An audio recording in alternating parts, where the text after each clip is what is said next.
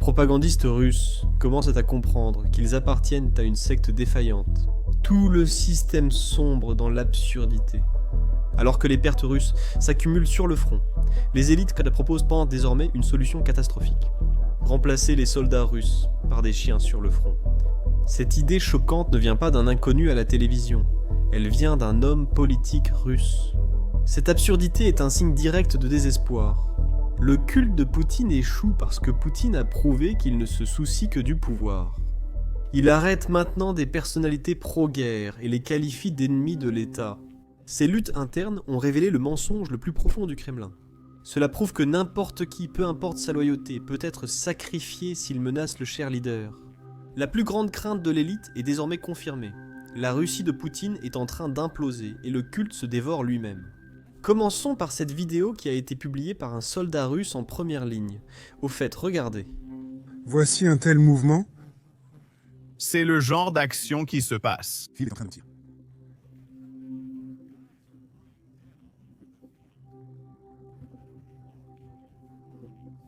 Le 3e bataillon, 3 bataillons ont été anéantis et maintenant ils nous envoient. Maintenant, on suit juste derrière. Quand des gens normaux voient ce clip, ils se disent peut-être qu'on devrait faire quelque chose pour, vous savez, réduire les pertes. Ils ne blâment même pas Vladimir qui a lancé cette opération militaire. Non, je suppose. La plupart des Russes savent que si vous faites cela, vous risquez d'être jeté par la fenêtre d'un appartement russe. Alors, quelle est la solution que proposent les Russes? Eh bien, ils veulent remplacer les soldats par des chiens. Le pire dans tout ça, c'est que cette idée ne vient pas de n'importe qui. Elle vient d'un homme politique russe. Ce sont ces personnes qui dirigent le gouvernement russe. Écoutez un peu. Ne tenez pas compte de mon avis. Vous pourriez trouver ma proposition absurde, mais je pense qu'elle est bien raisonnée compte tenu de notre réalité. Il y a 2 semaines, Il y a 2 semaines, nous avons envoyé notre prochain lot de camions avec des matériaux de construction pour aider nos gars à construire des installations de protection. Malheureusement, les choses ne se passent pas très bien dans cette région. Naturellement, l'objectif est de protéger tous ceux qui s'y trouvent.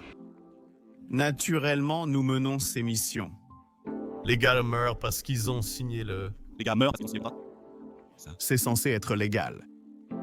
Alors peut-être devrions-nous réfléchir attentivement et reclasser tous ces animaux comme étant responsables du service militaire, car Les militaires et...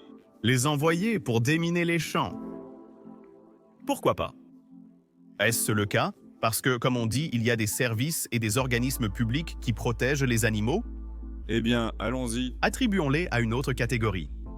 Simplement pour que nous n'ayons pas à dépenser 70 millions à la place, nous pouvons les utiliser pour les matériaux de construction nécessaires. Aujourd'hui, sur les lignes de front de l'Organisation mondiale de la santé, Aujourd'hui, nous... La frontière de contact... eh bien, c'est un... option. Pourquoi? Pas? Pourquoi pas?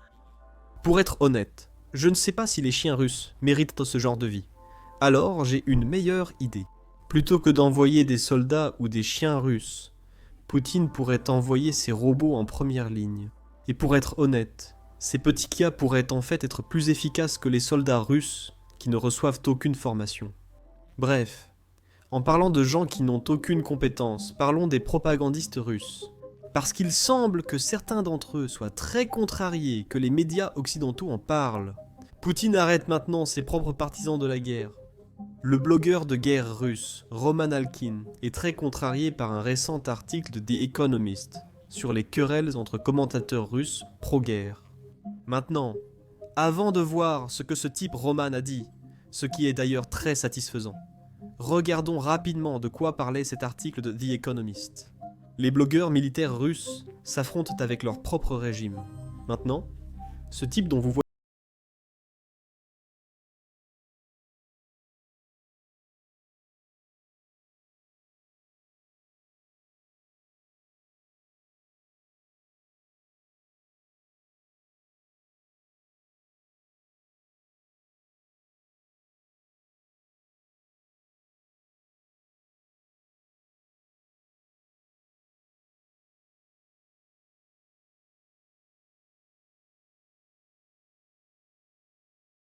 cela a été toléré jusqu'à présent, tant que ces blogueurs donnaient l'apparence d'un soutien public à la guerre.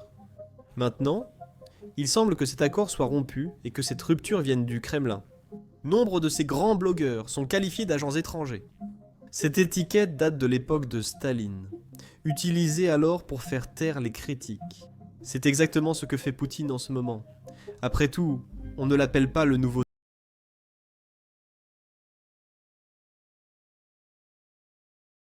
de dollars en avion à cause de drones ukrainiens que le ministère russe n'a pas pu arrêter. La télévision du Kremlin affirmait en gros que cette attaque n'était pas grave et que les défenses aériennes russes avaient réussi à arrêter presque tous les drones. Ces blogueurs sont intervenus en publiant des vidéos et photos de jets détruits.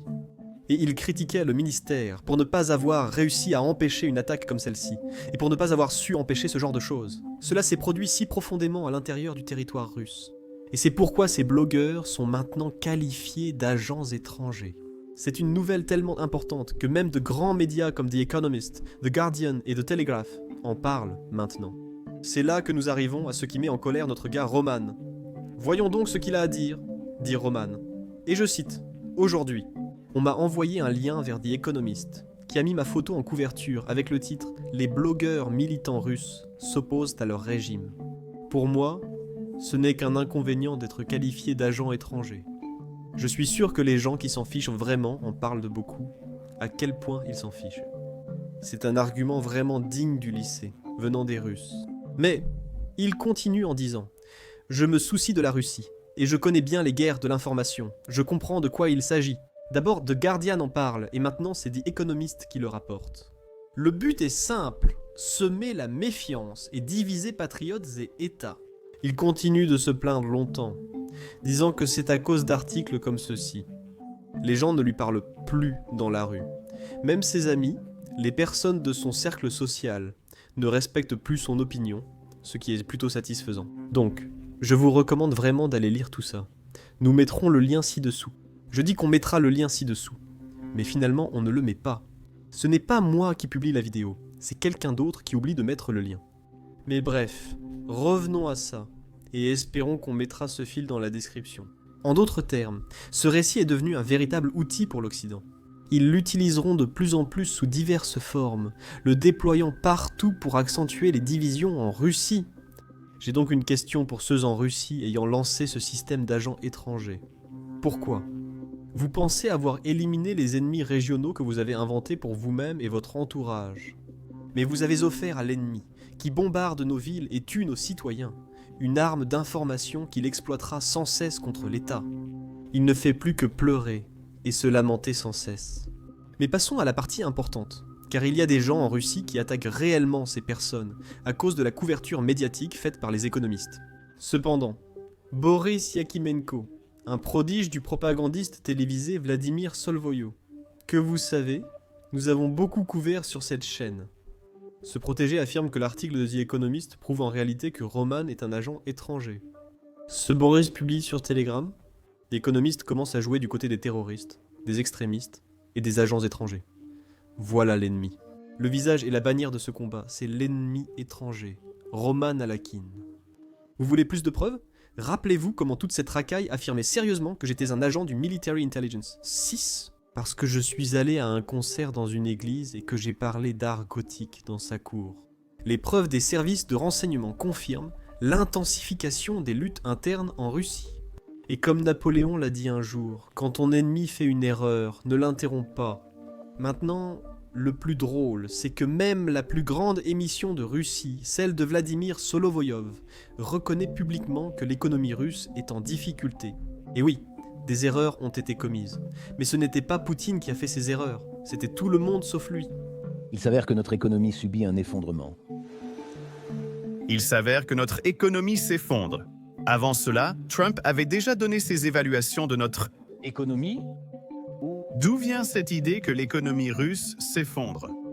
Oh, Notre croissance a ralenti, est-ce la raison? a ralenti, mais Le ralentissement de notre taux de croissance est artificiel et il a été instauré par le méga-régulateur comme principal objectif pour lutter contre l'inflation l'inflation.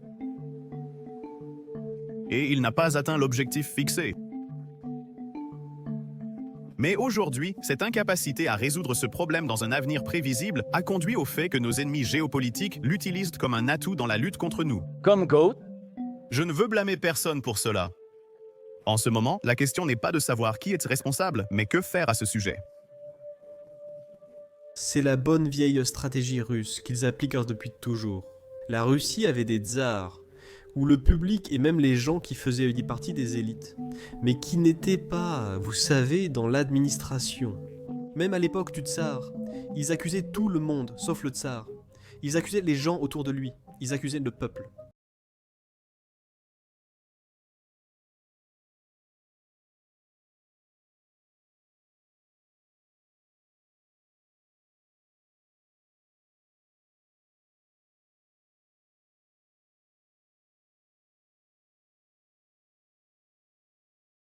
Qu'ils ont lancé une opération militaire spéciale de 3 jours.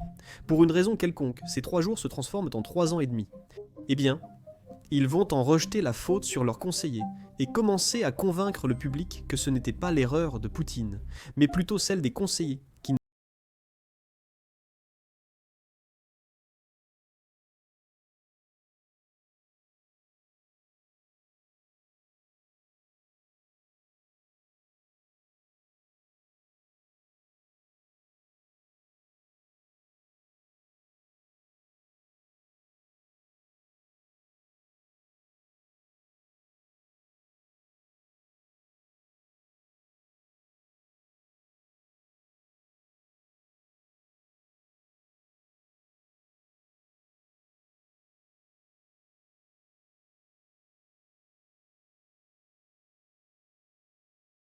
Structure est faible, parce que de nombreux ordres présidentiels sont ignorés car les responsables le trouvent facile.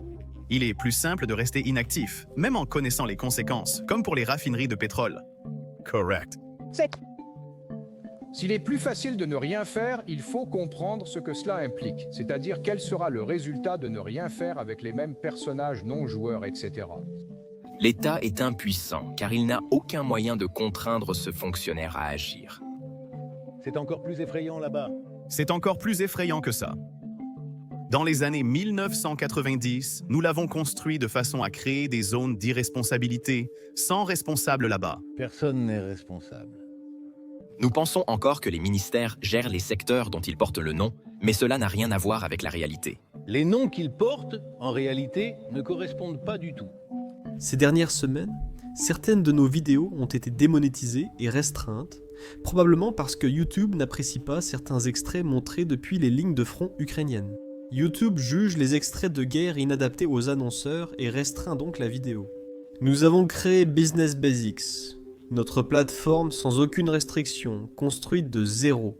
De cette façon, nous pouvons vous offrir une couverture non censurée de ce qui se passe en Ukraine et de ce qui se passe dans le monde entier. Donc, si vous êtes quelqu'un qui s'intéresse à ce genre de choses, si vous souhaitez soutenir le journalisme indépendant, alors allez-y sans hésiter. Consultez notre site basicsinsider.com. Cliquez sur le lien dans la description ou scannez le QR code à l'écran. En rejoignant, vous accéderez à de nombreux contenus indisponibles sur YouTube. En plus, vous soutenez notre chaîne et notre couverture. Merci beaucoup. Je suis Sam et on se retrouve dans la prochaine vidéo.